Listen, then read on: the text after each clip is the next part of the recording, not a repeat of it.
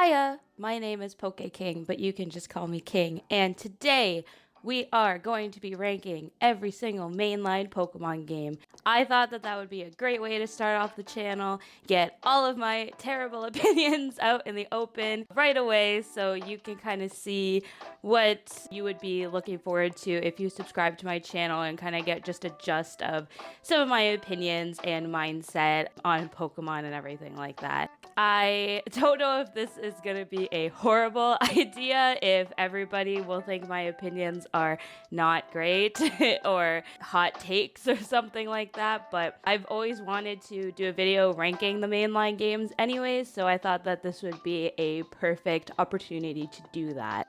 Now, when I say ranking the mainline games, basically what that's going to entail is that I'm going to be ranking every Pokemon game that is in the main series and the remakes of those games too. And yes, this video contains opinions, so there's probably going to be things that you don't agree with and maybe some things that you do agree with, but I kind of just wanted to share my thoughts on certain Pokemon games, and I would love to hear everybody else's thoughts in the comments as well. There might be some games that I'm a little harsh on, and I'd love to hear some of the more positive aspects of those games and everything like that. Before I do actually start the list officially, I have a couple of honorable mentions that I want to talk about. So these games are actually games that I haven't fully played, and I didn't feel like it was fair to include them on the list if I haven't played a lot of the games. So I am just going to talk about them very briefly before we get started. The games that I haven't played out of the mainline series is going to be Ultra Sun and Ultra Moon, Black and White, and Black and White 2. Black and White 2, I've heard that the story is very good with these games, and a lot of people say that it's probably the best story in all of the Pokemon games that are out there. But I honestly played, I want to say, 15 minutes of Black. I could not get into it. I don't know if maybe the beginning is just very slow or what's going on, but I just wasn't feeling it, and I kind of dropped the game and I never returned to it, unfortunately. And I never played Black and White 2 because I never actually finished the first games. Will I pick up these games in the future? Probably. I do want to give them a fair chance and want to actually get into the story. Ultra Sun, Ultra Moon, I never played because I played Moon. So I didn't really feel like there was a reason for me to play Ultra Sun or Ultra Moon if I had already played Moon, because I know that they're very similar. I know that Ultra Sun, Ultra Moon have some more things added to them, but I also know that they took out a lot of the story and kind of changed around a lot of the motivations for like the Aether Foundation and Guzma and Team Skull and stuff like that. And I just feel like the reason I liked Moon so much was because of the story, and we'll get into that later in the video. So knowing that they kind of took a lot of the story elements out of Ultra Sun, Ultra Moon just kind of turned me off from playing those games. And I don't think that I'm going to play those games in the future either, to be honest. Okay, so without further ado, let's get her ranked. Coming in at number 12 and the bottom of my list, we have Let's Go Pikachu and Let's Go Eevee. I'm starting this off with kind of a hot take. I'm gonna be real, I did not like the Let's Go games at all. There was just a lot of little things in the Let's Go games that I wasn't a fan of. I didn't like the fact that they took away wild battle mechanics. I didn't like the fact that they seemed to just kind of reuse a lot of the sprites and assets from Pokemon Go in the game. I didn't like the fact that it was Kanto and Gen 1 again, because I have a lot of strong feelings about the obsessive remake of Gen 1 and Kanto. I feel like it's overdone. I feel like we need to stop beating the dead Rapidash that is Gen 1, but that might be a topic for another day. I also thought that these were low-key soulless remakes. Like, I feel like they just created Let's Go Pikachu and Let's Go Eevee solely based for nostalgia purposes, and I know that that is something that a lot of the remake games do, but the remake games kind of bring a lot of new things to the table and implement some things that maybe newcomers to the series could enjoy. But for some reason, I felt that Let's Go was so solely based on nostalgia for sales, and it honestly just wasn't what I would want for the series. Also, the fact that you can't evolve your starter Pikachu or Eevee is baffling to me. Any other Pokemon game that you have, when you get a starter, it evolves. You can evolve it. You want to be excited to see what it turns into. That's the whole kind of thing and excitement with starter Pokemon, because you don't know what it's going to turn into, and you get like that kind of hyped up thing. But once again, with this game being so based on nostalgia, it didn't take into account that newcomers to the series might want to know that Pikachu evolves into Raichu, or Eevee has all of these different evolutions, because Eevee's the evolution Pokemon, and you didn't give it the chance to evolve. It doesn't make any sense. When I first looked at this game, I was like, what is the point? And with Raichu being one of my favorite Pokemon ever, I was like, this is just a bad choice. I will say a couple of good things about the game. I loved the graphics. I know that the art style was something that was controversial to a lot of people with more of like the chibi-esque models and stuff like that, but I actually did really like the art style. I also like that the follow Pokemon were scaled properly to your player. I thought that was good. Of course, the story being Gen 1 was like good as well. Classic story, Team Rocket being the evil people again, like, you know, you go through your gyms and all that stuff. But there's just so many things in this game that I feel had potential to be like an amazing remake, and it just didn't really hit the bar as much as I wanted it to. Coming in at number 11 on my list, probably a less controversial take here, is Sword and Shield. Sword and Shield had a lot of potential, and they did not work with it, and I am very, very, very sad about it. First point that I have with this game, it's way too easy. I played through it. I think I've clocked in about 25 hours of this game, and I beat it within 20 hours of playtime. And I'm the type of person who tries to explore, so 20 hours for a whole game is kind of upsetting, to be honest with you. And I also didn't lose a single battle the entire main story of this game. Even the post-story stuff, it was way too easy. There was no difficulty curve. There was so much hand-holding, and it just wasn't what it could have been. I feel like they could have made a really good Pokemon game and fumbled the ball and made something that was super generic and didn't really stand out in the series at all. I don't want to get into the National Dex debacle that was with this game, but I also thought that that was stupid. I think the Switch could handle that, so I don't even know what the reasoning is for not having the National Dex, but whatever. I found that the post game was very lacking. Swordbert and Shieldon or whatever, I don't even know their names because I could care less about these characters. They are the dumbest post game character enemy people I've ever seen in a Pokemon game. I could not take them seriously. They look bad, okay? They're just bad characters. The only redeeming characters in this game, in my opinion, would be Leon and Raihan. Maybe I just have ulterior admirations for them. But anyway, Leon has good character design. He's cool. He redeems the whole game.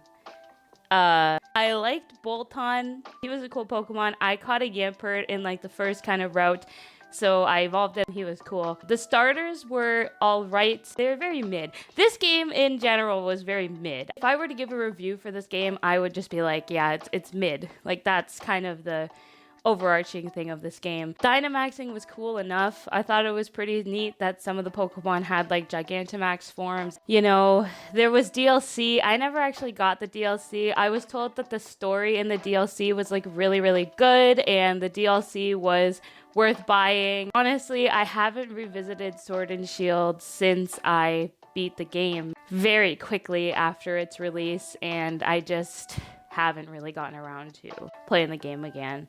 I think that graphically and a lot of the mechanics for a Pokemon game in Sword and Shield was really well done.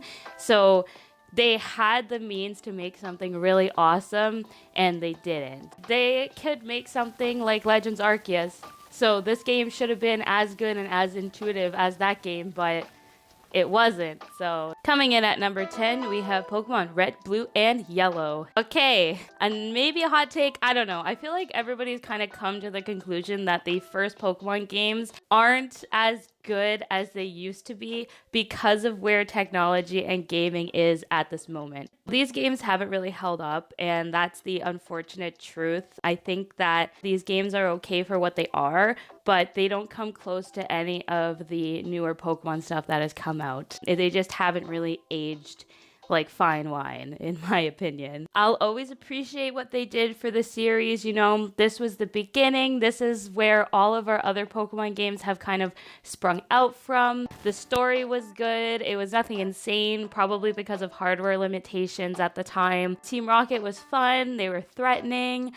But it's just old, and there are better versions of this game that exist now, and there are just better ways of playing this game. Also, there was a lot of parts that were incredibly broken at times, like the fact that you could just get all of these glitched Pokemon by doing a couple of different things with your game. I understand that it was the hardware limitations of the time, but there's just so many easy ways to break this game. Coming in at number 9 is Gold, Silver, and Crystal. Same as above.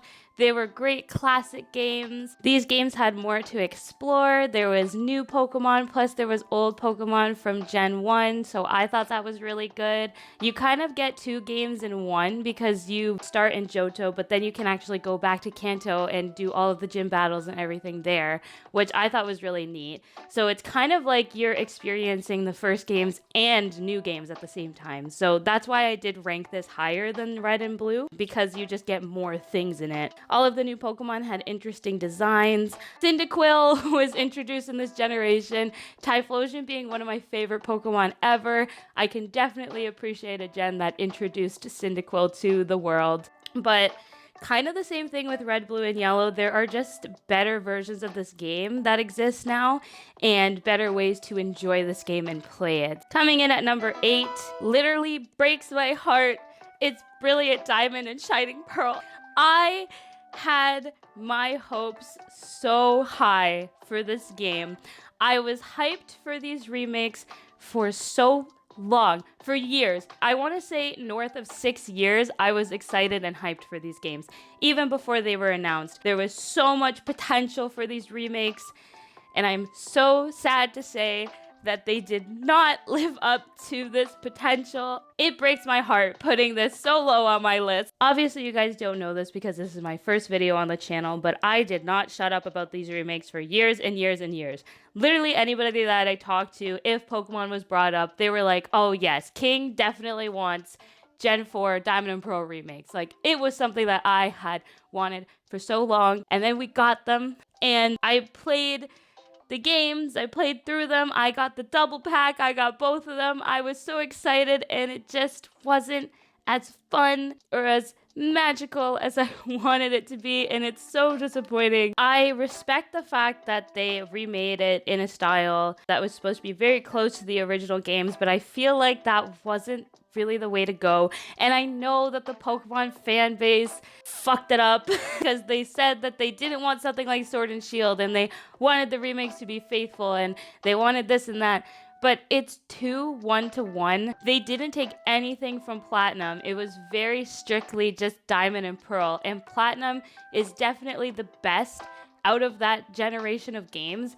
So it makes me so upset that they did not take anything that they implemented in Platinum and put it into this game. There's no slot machines.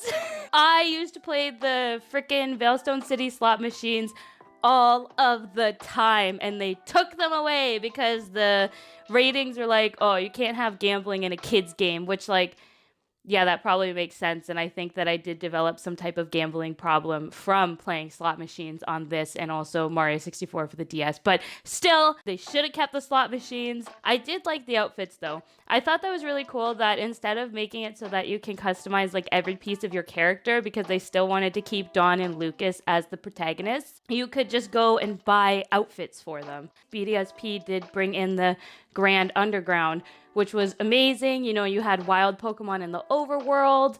I'm kind of sad that your secret base can't have furniture and stuff like that in it, but I understand what they're doing with the statues. I liked running around in there. I liked looking for the gems in the walls and catching the Pokemon that are in the caves. It was really fun. I don't hate the chibi sprites that they picked for the game. I understand why they did that because they wanted to keep it 1-to-1, but I just wish that we had gotten BDSP but with the graphical style of Sword and Shield. And I know that a lot of people like the sprite artwork, like the top-down kind of view, but I would have loved to see the graphics of Sword and Shield put into BDSP. And that's what I wanted for these remakes, and unfortunately not what I got. Cynthia still beats my ass every time I play this game. Even the Elite Four, I lost to them a handful of times, and I loved it. That is what I wanted. I wanted Cynthia to make me feel like I was a little bitch baby. All in all, I just wish that there was more to this game. This still breaks my heart. Oh god, I don't want to talk about it anymore. Coming in at number 7, we have another remake. We have Omega Ruby and Alpha Sapphire. Now, this is how you do a 3D remake of a game. I loved the way that they recreated it, but they were still able to add new stuff. May and Brandon seemed more alive and fun. The sprites were good. The 3D looked nice. I loved Mega Evolutions. I thought that Mega Evolutions were such a good gimmick. I wish that Mega Evolutions made a return because they were so cool. They made these separate designs for things that weren't permanent, and it just showed that they put so much care and time into the Mega Evolutions. And I know that Omega Ruby Alpha Sapphire was not the first game to do Mega Evolutions, but they expanded on the Mega Evolutions. I'm sad that they removed a lot of the post-game stuff, like the Battle Frontier. I liked the evil teams of Ruby and Sapphire, but I feel like they didn't really captivate me in the way that, for example, Team Rocket captivated me, or some of the other evil teams from other games did. But yeah, they're good games. Coming in at number 6, I have Ruby, Sapphire, and Emerald. I rank these above the remake simply because I feel like they brought more to the table when it came to post-game Battle Frontier. All the points I mentioned above about the characters being good and the Pokemon being good and the environments being good, all of that still applies to this game. I really like the sprite art in this game and the graphics. You have a lot of that nostalgia, kind of like pixelated graphics and sprites and stuff like that, and I really enjoyed that. I found that these games were very challenging, and I was able to sink a lot of playtime into it just because there was a lot of like going to a battle and you were defeated, so you kind of had to go and train up again, and then once you do win that battle, you really feel a sense of accomplishment. I think that a lot of the newer modern Pokemon games take that away from you because they don't want people to feel discouraged from losing a battle, but you kind of need that so you come back more motivated, and Ruby, Sapphire, and Emerald definitely had this in their games. A lot of really good mons were introduced in this game, standouts being Zigzagoon, Ludicolo, Mawile, Flygon, Altaria, and of course, everybody's favorite Pokemon, Nosepass. It was a good game. I'm not gonna lie. I had a fun time with it. Didn't like blow my mind or anything like that, but it was a good game. Coming in at number 5, we have X and Y. These games probably are my most indecisive games on this list. I am so split in two with these games. I thought that the graphics were really good and revolutionary for Pokemon because this was kind of like the first 3D Pokemon game. Character customization was brought into this gen as well, and any game that has character customization, I love so much. I had a lot of dumb fun roller skating around. Mega Evolutions, again, were introduced in this generation. I thought they were really cool. I like the fact that you got like the Kalos starters, but then also Professor Sycamore gave you Kanto starters. So you kind of had that variety of like the new and the old, and I thought that that was very well done. I liked the rivalry between you and Serena and or Callum, depending on the trainer that you picked at the beginning. I really liked the friendship that you had with Shauna specifically, but then also with the whole group of like your friends in the game. However, the story was lacking hard, okay? Lots of characters were underdeveloped. Team Flare sucked so bad. Name any member of Team Flare that wasn't Lysander, and it's like, who? Who? I can't name a single Team Flare admin at all because they were so bland and boring and just sucked. Team Flare is probably my least favorite villainous team out of every single team in Pokemon. They just had no substance and no identity to them. I don't want to go on a rant about Team Flare. We can save that for another video. Lysander was pretty meh. I thought he was all right. I didn't really find him very threatening. He just kind of existed. The Elite Four was pretty random, except I think there was a Team Flare admin in the Elite Four, if I remember correctly. There was no story given for anybody in the Elite Four or even the champion. Like, when I saw the champion, I was like, what? You just showed up now. Like, not even involved in the story at all, just kind of like appeared randomly. The Pokemon were okay. They were kind of mid aside from Greninja and like Xerneas. I can't really pick out any other Pokemon specific to Kalos that like stuck out to me. They're just kind of there.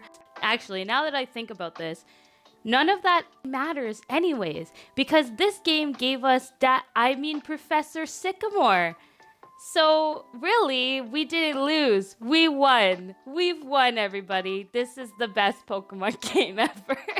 Coming in at number 4, we have Fire Red and Leaf Green. These have to be the best way to play Generation 1 in my opinion. It's the same classic game, just with lots of quality of life adds. They got rid of a lot of the glitches and the ways that you could break the game. I love the visuals, the updated music. Everything was just updated and done so well. I found that I could appreciate the story and the characters a little bit more just because the game itself was more visually appealing and the UI was a lot better, so there was a lot less confusion of what was going on, and I could see the visual storytelling happening along with just like the actual text-based storytelling. Everything that made Gen 1 revolutionary, but it just works and looks so much better, and I enjoy playing this version much more than I enjoy playing the OG version. I used to play it at lunch when I was in high school every single day, but these were not the best remake games.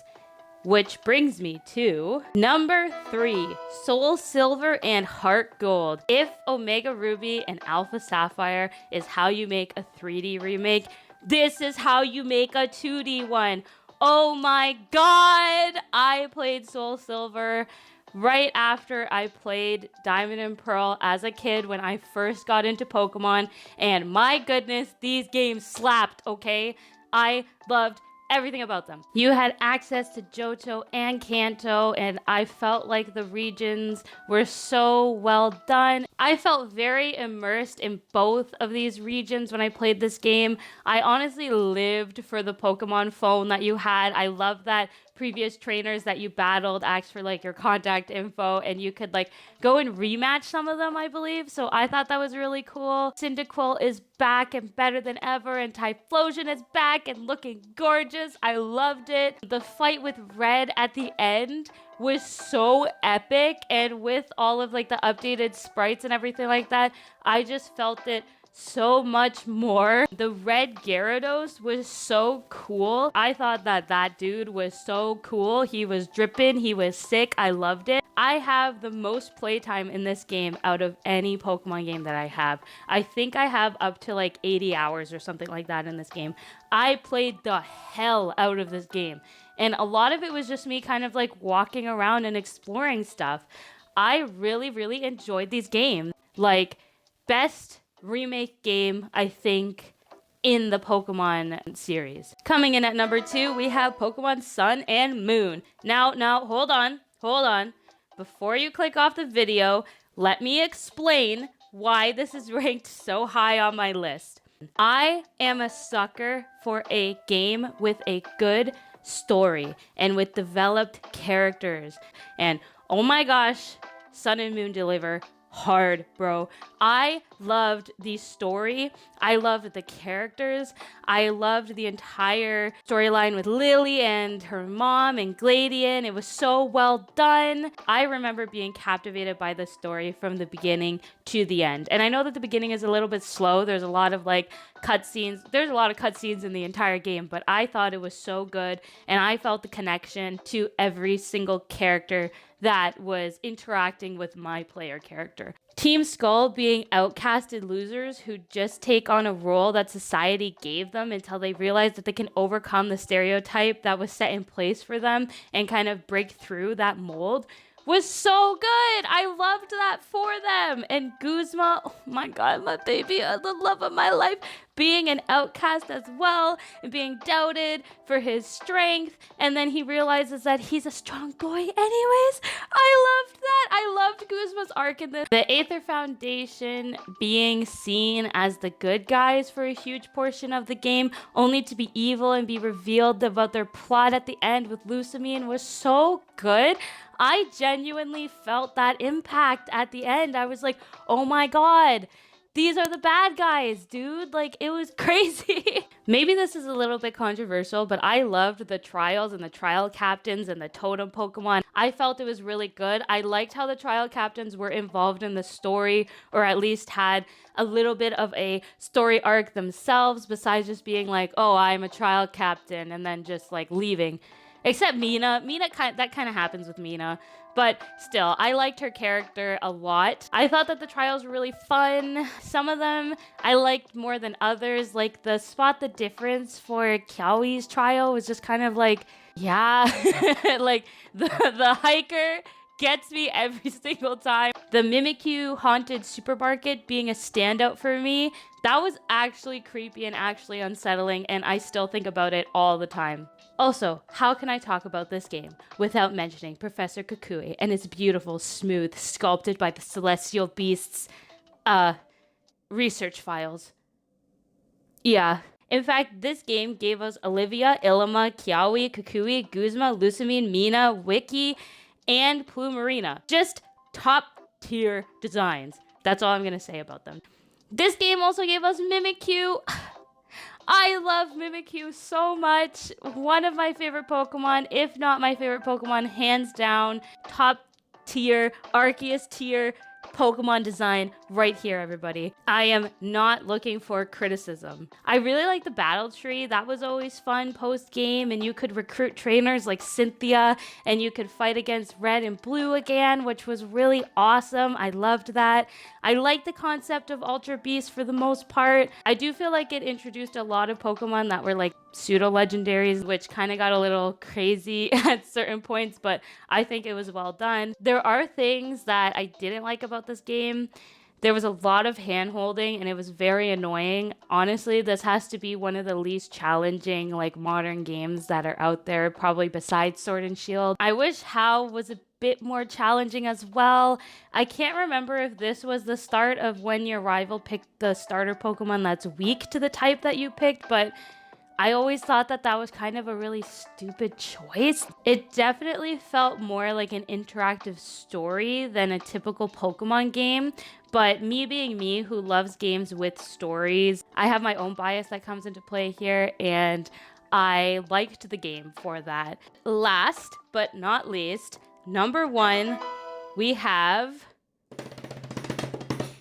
Diamond and Pearl. Now, before everybody gets angry, I know this choice is blinded by nostalgia. I understand that. But really, whose Pokemon ranking video number 1 isn't blinded by nostalgia? Diamond was the first Pokemon game I ever played, followed closely by Pearl and then Platinum. These games introduced me to Pokemon when I was 10, and I wouldn't have had it any other way. And here's the thing.